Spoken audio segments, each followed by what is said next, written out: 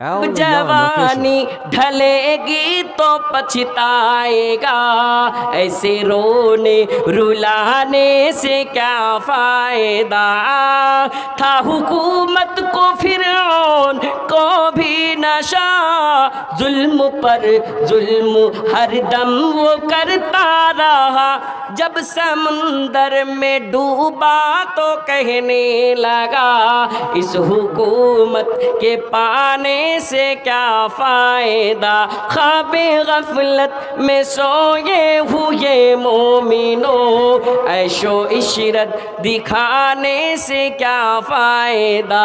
आँख खोलो उठो याद रब को करो, उम्र यूं ही गवाने से क्या फायदा।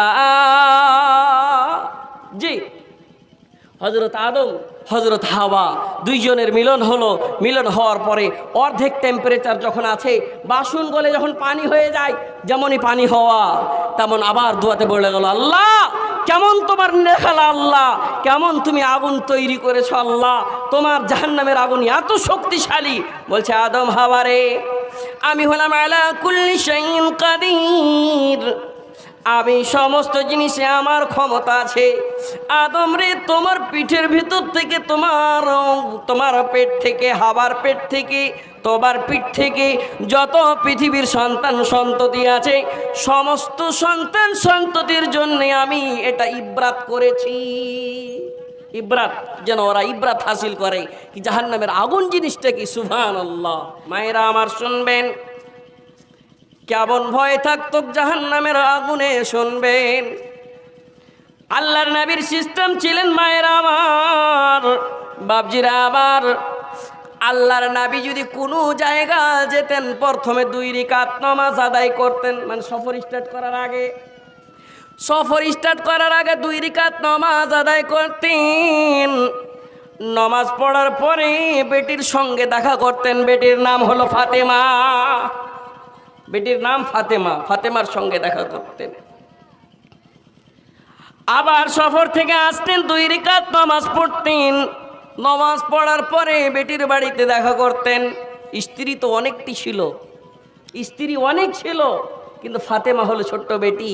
আখির ফাতেমার সঙ্গে এত আদরের দেখা কেন? মায়েরা আমার শুনবেন, আপনি হলেন ফাতেমার দল, আপনি হলেন খাদিজার দল, আপনি হলেন আয়েশার দল।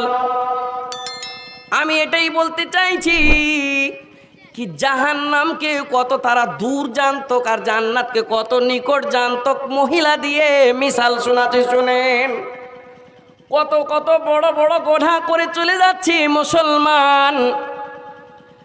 আমরা অন্য ধর্মের মতন মুসলমানের যুবক ছেলেরা চক চুহাড়াতে যে সিগারেট টানে রমজান মাসে, বড় বড় গোনা করছি, গোনাতে একটুকু ভুরক্ষেপ লাগে না।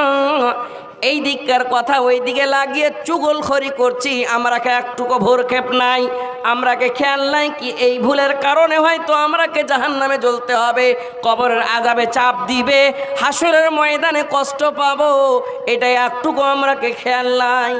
কত ভয় রাখতেন আম্মা ফাতেমা রাদিয়াল্লাহু তাআলা আনহা। শুনেন একদিনের ঘটনা।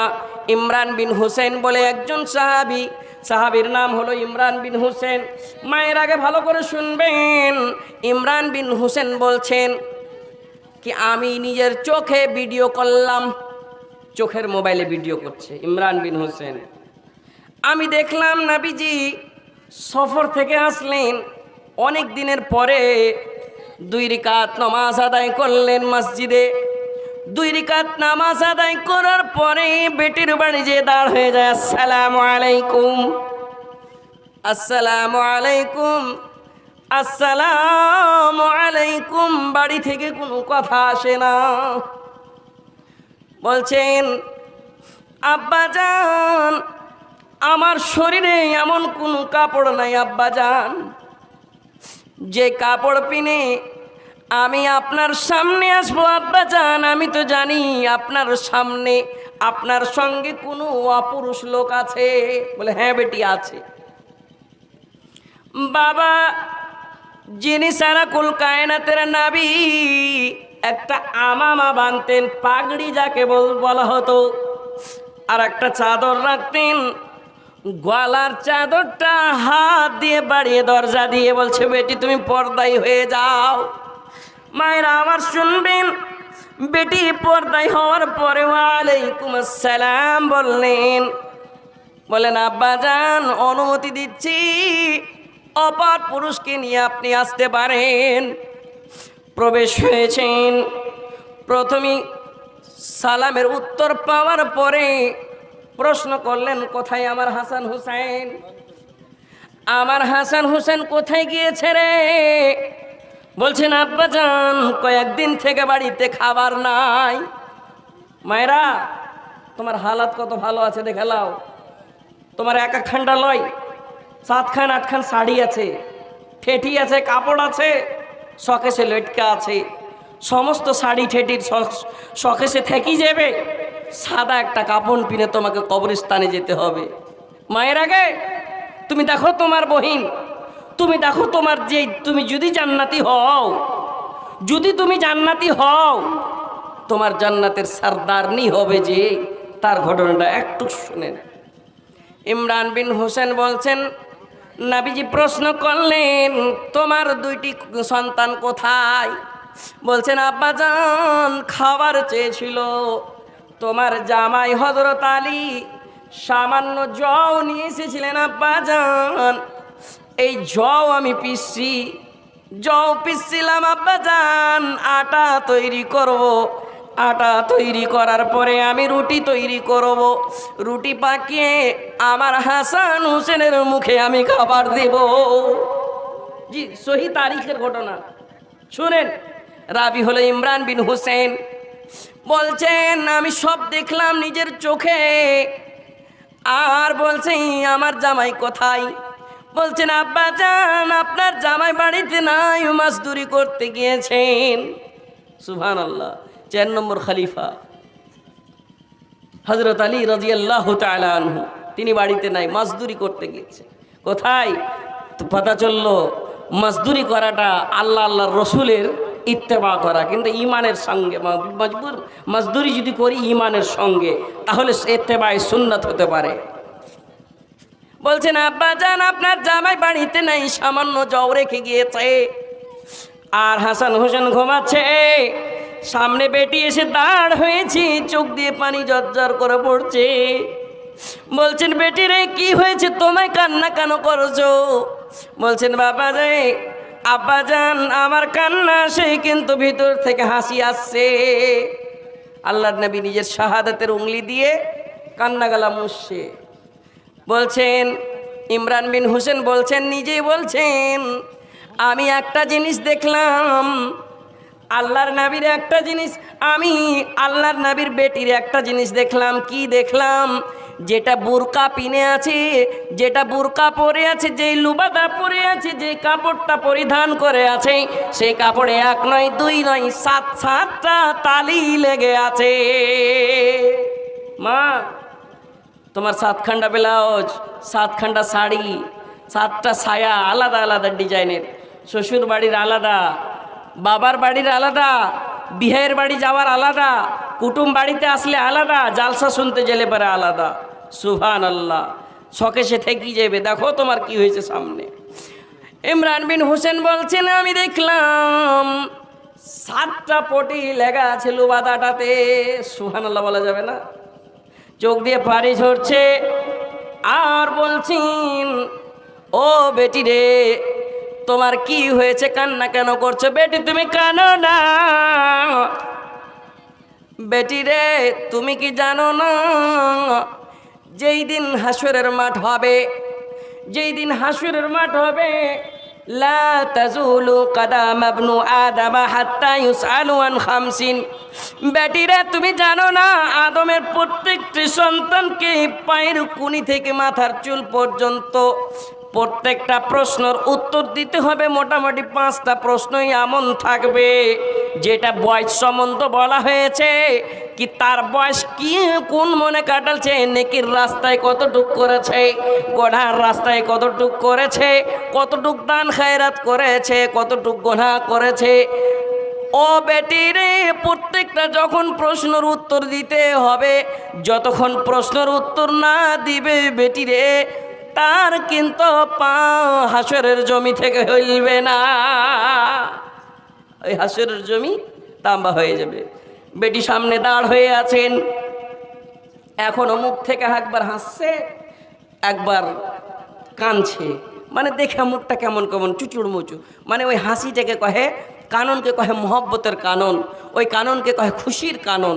কানন কয়েক প্রকারের হয়, খুশির কাননে চোখ দিয়ে পানি ঝরঝর করে পড়বে, মানে এমন খুশি কি কোনো একটা বেটা মেলে দিন হলে বাপের কাছে রাগ করে, একটা ছেলে বাবার কাছে রাগ করে অনেক দিন দিল্লিতে কিংবা বোম্বাই থাকতে লেগেছে, আর হঠাৎ ছেলে চলে এসেছে খুশির কারণে এমন ছেলেকে বুকে ধরিয়ে জড়িয়ে এমন করে কাঁদতে লেগেছে কি কানবে কি হাসবে দিশা পাই না, ওই খুশির কারণ। বাবাকে পেয়েছে, অনেক দিন ধরে সফর করছিল, সফর করতে করতে বাড়ি প্রবেশ হয়েছে, বাবাকে দেখে কান্নাকাটা করছে। বাবা এত কথা বলার পরে বলছে, বেটিরে তুমি কি জানো না এই দুনিয়াটা হলো কষ্টের দুনিয়া, বেটিরে দুনিয়াটা তুই যদি কষ্ট করবি এটাই হলো মুমিনের পহচান, এটা হলো মুমিনার পহচান। বেটিরে যারা মুশরিক হবে, যারা বেদিন হবে, বেধর্মী হবে, যারা কাফের হবে, যারা এক আল্লাহকে মানবে না, যারা এক কোরআনকে মানবে না, যাদের ঈমান আল্লাহর ওপরে নাই, যাদের ঈমান নবীর ওপরে নাই, যারা বেঈমান, তাদের জন্য এই দুনিয়াটা হলো জান্নাত। বেটি রে আমি যদি দোয়া করি বেটি তোমাকে এই দুনিয়ার মালিকা বানিয়ে দিব, বেটি রে আমি যদি দোয়া করে দিই এই দুনিয়ার বাদশার বিবি বানিয়ে দাও। বাদশার বিবিরা যেমন থাকে নকরানি চাকরানি থাকে, বেটি রে এমন দোয়া আমার পাওয়ার আছে বেটি, আল্লাহ রাব্বুল আলামিন আমার দোয়া কবুল করবে। বেটি রে তুমি বলো এই দুনিয়ায় কামিয়াবি চাইছো না আখিরাতের কামিয়াবি? বেটি রে সামান্য কথা নয়, বেটি রে আর একটি কথা শুনে নাও। বলে বাবা কি বলছে? বেটি রে আমাকে জিবরিল ওহী করেছেন, আল্লাহ রাব্বুল আলামিন আদেশ পাঠালছেন, বেটি রে তোমার টাইটেল পাঠালছে সাইয়্যিদাতু আহলিন নিসাই ফিল জান্নাহ। সুবহানাল্লাহ, সাইয়্যিদাতু আহলিন নিসাই ফিল জান্নাহ। বেটি রে তুমি জান্নাতের সমস্ত মহিলাদের সরদারনি হবে। যেমনই এই কথা বলা বেটির মুখ দিয়ে একটি হাসি এসেছে। ও মায়েরা আমার বুঝতে পারলাম ওই তখনকার ঈমান কেমন ছিল আর হালাত কেমন ছিল আপনি বুঝতে পারলেন। বড় বড় গুনাহ করে চলে আসছি, কোনো ভুরক্ষেপ নাই, কবর বলে ভয় নাই, হাসর বলে ভয় নাই। জি কি জবাব দিব কবরের ভিতরে? মুনকির নাকির প্রশ্ন করবে, যে ভাষাও বুঝতে না পারবে। যদি ভাষাও বুঝতে না পারে সেই কিন্তু কবরে যে আরবি বলবে। জি যদি আমল ঠিক থাকে তাহলে আমরা আরবিও বলতে পারবো। আমি খুতবায়ে মাসনুনার পরে কোরআনের আয়াত তেলাওয়াত করেছি। মহান আল্লাহ রাব্বুল আলামিন বলে, তুবু ইলাল্লাহি জামিআন আইয়ুহাল মুমিনুন লাআল্লাকুম তুফলিহুন। ও পৃথিবীর মানুষ রে, তোমরা যদি গুনাহ করছো, তোমরা যদি জাহান্নাম বলে ভয় নাই, তোমরা গুনাহ করতে আছো, জান্নাতের লালচ নাই, মানে জান্নাতের লালচ থাকলে ফজরের সময় যেমনই মুয়াজ্জিন আজান দিবে দৌড় দিয়ে যে মসজিদ যাব, যেমনই মুয়াজ্জিন আজান দিবে মসজিদ যাব, পাঞ্জিগানা টাইমে নামাজ আদায় করব। মসজিদেরই জালসা, মসজিদকে আবাদ করতে হবে, মসজিদকে বরবাদ করতে হবে না। মসজিদ একজনের লেগান বনেনি, আর মসজিদ বানিয়ে একজনে জান্নাত লিবে না, আপনাকে জান্নাত লিতেই হবে। জি বড়ি নামাজের ফজিলত এসছে গো, কয় দিকে কইবে, খালি শুনে যাও আর আমল করে যাও। জি হাদিসে এসেছে কি, ও রাজুলুন কালবুহু মুআল্লাকুন ফিল মাসাজিদি, একটা এমন মানুষ যে জোহরের নামাজ পড়েছে, যে এশারের নামাজ এখন পড়েছে, আমরা এশারের নামাজ পড়েছি, এশারের পরে মনে আছে কি ইনশাআল্লাহ ফজরের নামাজ পড়বো, আর দিলখান্ডা লটকায় আছে, হারকে ভাষাতে কহে দেল টাঙা আছে গে, দেল টাঙা আছে। তো দেল টাঙায় আছে, অন্তরখানটা লটকে আছে কি কখন এ ফজরের আজান হবে, টাইমে যে নমাজ পড়বো, মুসাল্লাতে যে নমাজ পড়বো। এই ধরনের মানুষকে আল্লাহ রাব্বুল আলামিন হাসরের ময়দানে নিজের ছায়ার তলে জায়গা দিবে, ছটপট ছটপট করবে। ज़मीं ताब के होंगे आसमां फौलाद का होगा, सुना है कल तेरे दर पे हुजूम आशिका होगा, सितारे टूट जाएंगी जमीन पर जलजला होगा, जमीन ताब के होंगे आसमां फौलाद का होगा। ওই হাসরের ময়দানে, হাসরের ময়দানের কেমন সুন্দর অফার। নবী বললেন ওয়ারাজুলুন কালবুহু মুআল্লাকুন ফিল মাসাজিদি, এমন একটা মানুষ যে এক নামাজের পরে অন্য নামাজের ইন্তজার করবে, মানে তার অন্তর মসজিদে লটকে থাকবে। সেই মানুষকে আমি ওই হাসরের ময়দানে যেদিন জমি তাম্বা হয়ে যাবে, সবাই নাফসি নাফসি নাফসি নাফসি নাফসি করবেন। আর এমন হালাতে থাকবে কি নিজের শরীরে কাপড়ও থাকবে না। জি, হাসরের ময়দানে কাপড়ও থাকবে না, মেয়েলোক মদলোক সবারই এরকম থাকবে। কেমন করে? আম্মা আয়েশা রাদিয়াল্লাহু তাআলা আনহা প্রশ্ন করলেন, আল্লাহর নবী গো, হাসরের ময়দানে যে লজ্জা স্থান খোলা থাকবে, তো কেউ একজনা অন্য জনার লজ্জা স্থান দেখে হাসবে না, শরম লাগবে না? বলছেন আয়েশা রে, শরম কি জিনিস ভুলে যাবে আয়েশা, সবাই নাফসি নাফসি নাফসি নাফসি করবে। কে থাকবে গো? একটাই লোক থাকবে। কে? যার লাগেন টিভিতে লাগিয়ে ওই বড় বড় ক্রিকেটার আইপিএল টুর্নামেন্ট দেখছি, ওরা কামে আসবে। আরে ওরা কামে আসা তো দূরের কথা, তোমার नाम लिए सिमरिया तो की पूरे कटिहार के लोग अगर मिलकर टीवी के जत्था बनाकर अगर स्टेज सजाकर देखने लगे कि हम उसका आईपीएल देख रहे हैं या फिर क्रिकेट देख रहे हैं, टूर्नामेंट देख रहे हैं, उस टोले का किसी एक आदमी का नाम लेके एक बार थूकेगा भी नहीं, थूकेगा, थूबो दिबे ना। और तुम्हार लेगेन हमार लेगेन सारा पृथिवीर मेलोक मदलोकेर लेगेन যারা মুসলমান তাদের জন্যে কি করবে? যারা হলো আর উম্মত। কার উম্মত? আল্লাহর নবীর উম্মত। তা ওই লোকটা কি করবে শুনেন। নবী আমার বলছেন, রাবি বলছেন, হাসরের ময়দানে আদম থেকে নিয়ে মুহাম্মদ পর্যন্ত যতটি লোক আসবে সবাই নাফসি নাফসি নাফসি নাফসি নাফসি করবে। কেন হাসরের বয়ান এলো?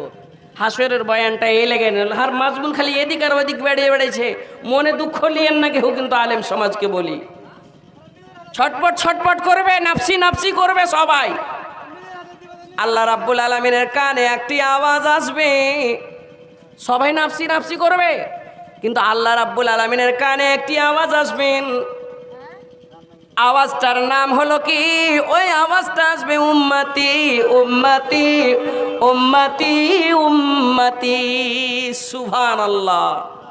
সবাই নাফসি নাফসির আওয়াজ আসবে, একটা আওয়াজ আসবে উম্মতি উম্মতি করে।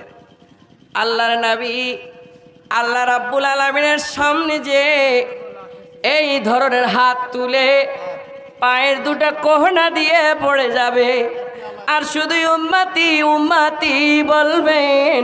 বলছেন মোহাম্মদ তুমি কি চাইছো? মোহাম্মদ সজদে পে হোंगे আদালত পে খুদা হোগা। কোরআনে বলছেন ওয়ায়াবকা ওয়াজহু রাব্বিকা যুল জালালি ওয়াল ইকরাম। কোরআনে বলছে সূরা রহমানে, মোহাম্মদ सजदे पे होंगे अदालत पे खुदा होगा, रहेगी शान अल्लाह की बाकी सब फना होगा। सुना है कल तेरे दर पे हुजूम में आशिका होगा। সেই হাসরের ময়দানে, যে হাসরের ময়দানে একটা লোককে জায়গা পাওয়া হবে, নাফসি নাফসি করবে, আর ওই লাখ মানে তারাহি তারাহি করবে, এক একজনের লজ্জাস্থান অন্য জনা দেখবে, কেউ ভুরক্ষেপ থাকবে না। ওই হাসরের হাল এমন থাকবে, আর ওই হালের লোককে জায়গা দিবে, নামাজি লোককে একটাকে জায়গা দিবে। নামাজের এত ভ্যালুয়েশন আছে। আজ নামাজ ছেড়ে আছি, আজ আমরা যাত্রা যাত্রা হয়ে আইপিএল টুর্নামেন্ট দেখি, আর গোনার উপরে গোনা করে যাই, বড় বড় গান বাজনাতে যাই, ফিল্ম দেখতে থাকি, মোবাইলে লাগিয়ে সিরিয়ালকে দেখতে থাকি, আর নিজের টাইমকে ব্যস্ত করি। আল্লাহ রাব্বুল আলামিন তোমার এই গোনাগালাকে লিখবে না? জি, তুবু ইলাল্লাহি জামিয়ান, সমস্ত লোককে তওবা করতে বলেছে। কি যদি গোনা করিস তো গোনা করার পরে তওবা কর। নবী আমার বলেছেন, কুল্লু বানি আদামা খাত্তাউন ওয়া খায়রু খাত্তাইন আত-তাওয়াবুন। নবী আমার বলেছেন, আদমের সমস্ত সন্তান হলো খাতাকার, মানে গুনাহগার। আদম ভুল করেছে। ও পৃথিবীর মানুষ রে, তোমরা ভুল করেছো, ভুল করতে পারো, কিন্তু তোমরা শুনে নাও, ভুল করার পরে তোমরাকে তওবা করতে হবে। আর তওবার মানে কি? খালিস তওবা করতে হবে। আল্লাহ রাব্বুল আলামিন তওবাকে মাফ করে দেয়।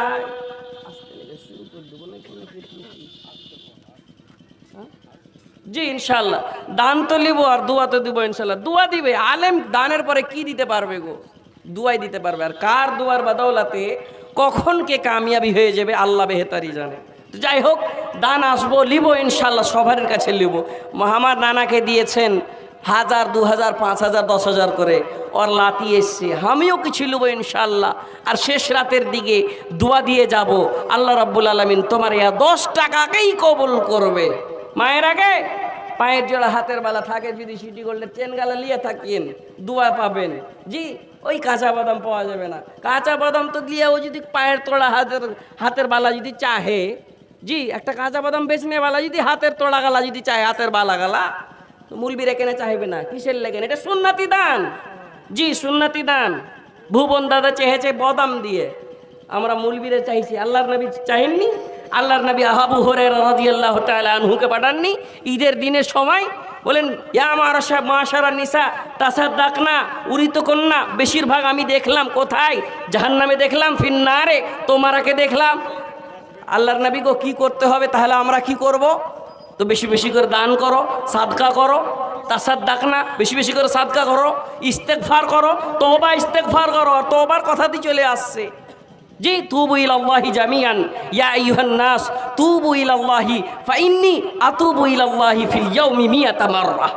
নবী আমার বলেছেন, সহিহ হাদিস শরীফ, নবী সাহেব বলেছেন কি?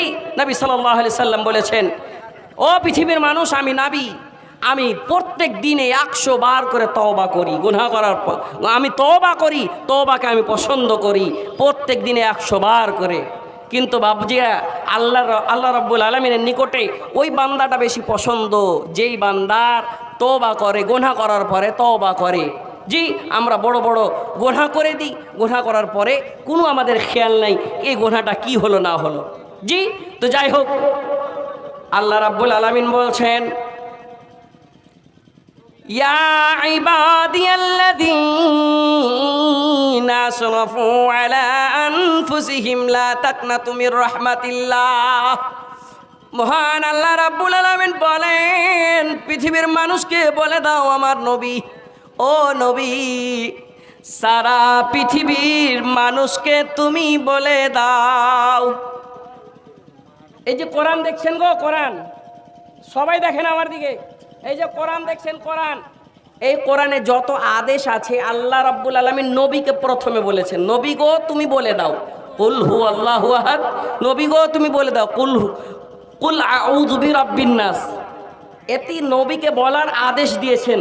প্রত্যেক আয়াতে আল্লাহ রাব্বুল আলামিন আদেশ দিলেন নবীকে কি তুমি বলে দাও কুল ইয়া ইবাদিয়াল্লাযীনা আসরাফু আলা আনফুসিহিম লা তাকনাতু মির রাহমাতিল্লাহ। ও পৃথিবীর মানুষ তোমরা শুনে নাও, যারা গোনা করতে করতে করতে নিজের নাফসের ওপর জুলুম করেছো, নিজের নাফসের ওপর অত্যাচার করেছো, জুলুম করেছো, তোমরা শুনে নাও আলা আনফুসিহিম লা তাকনাতু মির রাহমাতিল্লাহ। আল্লাহ রাব্বুল আলামিন মাফ করবে কিনা, আল্লাহ রাব্বুল আলামিন তোমাকে ক্ষমা করবে কিনা। মহিলারা অনেক অনেক গুনাহ করে থাকে, অপর পুরুষের সামনে দাঁড় হয়ে শাড়ি বাছাবাছি করবে, ব্লাউজ বাছাবাছি করবে, বাজারে যাবে, মার্কেটিং করবে, আর অন্য পুরুষের সঙ্গে ফেরিওয়ালার সঙ্গে দেখাশোনা করবে, গল্প গুজব করবে। এগুলো গোনা, কোনো গোনা নয়। ও মায়ের আগে এইগুলোই হচ্ছে বড় বড় গোনা। এই গোনাগালা মাফ করার জন্যে নবী আমার বলেছেন দান করো আর ইস্তেগফার করো, তওবা করো। তওবা করার সময় তোমার একটা এমন অমূল্য সময় চলে গিয়েছে যে তওবা তুমি করতে পেতে রমজান মাসের 21 রাত, 23 রাত, 25 রাত, 27 রাত, 29 রাত, 5টি রাত চলে গেছে মারে। এখন তোমার হাতে আছে তওবা করো, ইস্তেগফার করো আর দান করো, খায়রাত করো। জি, আল্লাহ রাব্বুল আলামিন বলেছেন লা তাকনাতু মির রাহমাতিল্লাহ। তুমি যদি গুনাহ করেছো আর গুনার দিকে যাও না, আর গুনার দিকে কোনোদিন যেও না, আমার রহমত থেকে না উম্মিদ হয়ে যেও না, বঞ্চিত হয়ে যেও না। তুমি একবার তওবা কর, আয় রে আয়, আমার দরওয়াজা খুলে আছে, তওবার দরওয়াজা খুলে আছে, তোকে সারা জীবনের মতন মাফ করে দিব। আল্লাহ রাব্বুল আলামিন লা তাকনাতু মির রাহমাতিল্লাহ ইন্নাল্লাহা ইয়াগফিরুয যুনুবা জামিআ। আমি আল্লাহ তোমার সমস্ত গুনাহ খাতা আমি মাফ করে দেব।